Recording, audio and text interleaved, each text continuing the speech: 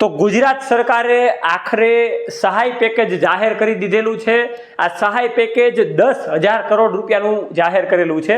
પણ મેઇન આપણે એ જોવાનું છે આ એક પ્રકારનો લોલીપોપ છે કે નથી, આમાં કેટલા ખેડૂતોને ફાયદો થાય તેમ છે, કેટલા ખેડૂતોને ફાયદો નથી થાય તેમ, કેટલા ખેડૂતો સંતોષકારક છે કે નહીં, એનો આજે પર્દાફાશ આપણે કરવાનો છે। કેમ કે આ જે પેકેજ આપ્યું છે એ 16,500 ગામોના સર્વે મુજબ આપવામાં આવેલું છે। 41 લાખ હેક્ટરનું આખું સર્વે કરીને આ પેકેજ આપવામાં આવેલું છે। પણ અમને ખેડૂતો એ કહી રહ્યા છે કે સાગર ખેડૂત પુત્ર, આ પેકેજમાં અમને સંતોષ નથી, આ પેકેજનો હજી કાંઈક તમે અવાજ ઉઠાવો જેથી કરીને સરકાર હજી કાંઈક થોડીક અમારી ઉપર નજર રાખે। કેમ કે આ એક ચોખ્ખો એક લોલીપોપ આપી દેવામાં આવ્યો છે। આ લોલીપોપ વિશેની વાત કરવાની છે। આવા અવારનવાર ખેતીવાડીના પહેલા તો વિડીયો જોવા માટે આપણું પ્લેટફોર્મ છે એને ફોલો કરી દેજો। યુટ્યુબમાં જોતા હોય તો તમે સબસ્ક્રાઇબ કરી દેજો, જેથી કરીને તમને ખેતીવાડીની અવારનવાર માહિતી મળતી રહે। તો વાલા ખેડૂતો, વાત આપણે એ કરવાની છે કે ભાઈ સહાય પેકેજ જાહેર કરી દીધું છે તો 1 વીઘા દીઠ આપણને 3520 રૂપિયા આજુબાજુ સમથિંગ થાય છે અને 2 હેક્ટર મિનિમમ આપણને સહાય આપવાના છે। માની લો કે 6.6 વીઘા આપણે અંદાજે ગણીએ તો 6 વીઘા લેખે 1 હેક્ટર, એવી રીતના મેક્સિમમ 2 હેક્ટર એટલે કે 12 વીઘા આજુબાજુ જે ખેડૂતોની જમીન હોય એને મેક્સિમમ 44,000 રૂપિયા, એક હેક્ટરે 22,000 રૂપિયાની સહાય મળવા પાત્ર થશે। હવે આ જે 22,000 રૂપિયાની સહાય છે એમાં ખેડૂતો એવું કહી રહ્યા છે કે અમારે પાલાના રૂપિયા નથી થયા, બિયારણના રૂપિયા નથી થયા। એ વાત તો ઠીક મગફળીની, પણ ચોમાસું વાવેતર વયું ગયું અને હવે શિયાળુ વાવેતર મારે વાવવું છે તો એનું બિયારણ આમાં આવે એમ નથી, આમાંથી ખાતરના ખર્ચા નીકળે એમ નથી। કેમ કે ખેડૂતો અમને એવી રીતના કહી રહ્યા છે। વાલા ખેડૂતો જોજો, ખેડૂતો અને અમે જે રીતે આખું ગણતરી કરી એ રીતના 1 વીઘા દીઠ 10,000 રૂપિયાનો ખર્ચો થયો છે અને 3500 રૂપિયા 1 વીઘા આપણને આપવામાં આવ્યા છે। એટલે જોઈએ એવો રૂપિયો આપણને મળ્યો નથી।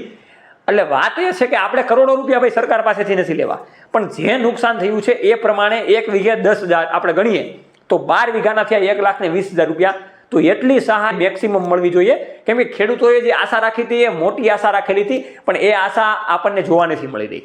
ત્યાર પછી સરકારશ્રીના ઘણા બધા નેતાઓ પણ એવી વાત કરી રહ્યા છે કે ભાઈ આ જગતના તાતનું, આ ખેડૂત મિત્રોનું અમે સહાય પેકેજ જાહેર કરેલું છે, પણ તમારે કરવાનું જ હતું। કેમ કે ખેડૂતો માથે ચડી ગયા હતા એટલે તમારે સહાય પેકેજ જાહેર કરવાનું જ હતું અને એમાં તમે આ 22,000 રૂપિયાનો લોલીપોપ ખેડૂતોને આપી દીધો છે, અમારી જેવા યુવાન ખેડૂતોને।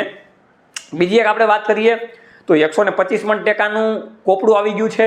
એ કોપડામાં મગફળી હજી કેવા ખેડૂતોની સિલેક્ટ થશે એનો પણ આપણે વિડીયો મૂકેલો હતો કે ભાઈ પલ્લી ગયેલી મગફળી છે તો સિલેક્ટ થશે કે નહીં થાય। તો આ રીતની આજે વાત કરવાની હતી। તો હજી આ પેકેજથી મેઇન એ બાબત છે કે સંતોષકારક નથી। ખેડૂતો એમ કહી રહ્યા છે કે ભાઈ વીઘે મારે 10,000 રૂપિયાનો ખર્ચો થયો છે તો એ પ્રમાણેનું પેકેજ મળવું જોઈએ, પણ હવે આમાં કેવી એક્ટિવિટી થાય છે એ આપણે આગળ જોવાનું રહેશે। વાલા ખેડૂતો, આ ખેડૂત પુત્ર ગુજરાતી એટલે ખેડૂતોનો અવાજ, કેમ કે ખેડૂત છે તો જગત છે, એવા હેતુથી આપણે અવારનવાર માહિતી લાવતા રહીએ છીએ।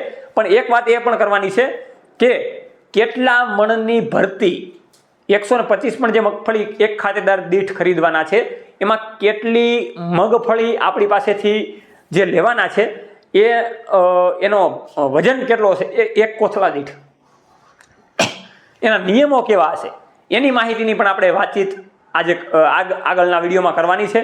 મેઇન એ છે કે આમાં જે ખેડૂતોને મોટી જમીન છે અને મોટું નુકસાન થયું હતું એને 44,000થી કાંઈ ફાયદો થાય તેમ નથી। કેમ કે 2 હેક્ટર દીઠ જ એને આપવામાં આવ્યું છે, પછી એ 50 વીઘા હોય તો ભલે 100 વીઘા હોય તો ભલે, એટલે આ એક પણ જોવાનું રહેશે। હજી ખેડૂતોનો અભિપ્રાય કેવા આવે છે એ મુજબ અમે તમને માહિતી આપતા રહીશું।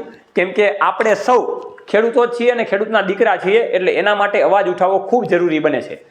આજના વિડીયોમાં આટલું જ। જય જવાન જય કિસાન, આ બંને છે આપણા દેશ નિશાન। અને હું ખેડૂતને એમ કહું છું, જો કે તમે ખેડૂત છો તો બીજા ખેડૂતને તમે લિંક શેર કરજો, જેથી કરીને બીજા ખેડૂતો સુધી પણ આ વિડીયો પહોંચી શકે। જય જવાન જય કિસાન।